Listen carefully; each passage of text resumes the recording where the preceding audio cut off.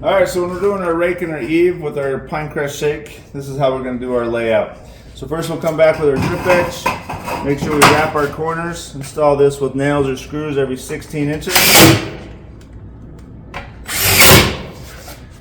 Then come back with a code approved underlayment, come over the top of that one, and then we'll come back with our rake drip edge, make sure we wrap our corners. And we'll fasten that every 16 inches on center.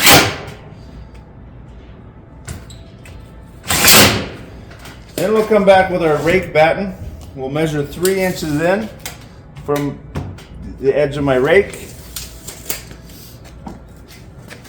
We'll go ahead and line up that batten to our marks and fasten in every puck using the EBS system, and fasten those with a nail or a screw. And then we'll come back with our gutter riser.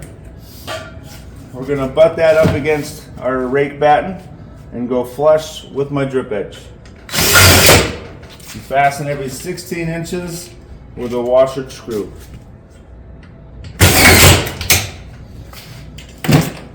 And then we'll go ahead and mark our 14 inches from my drip edge.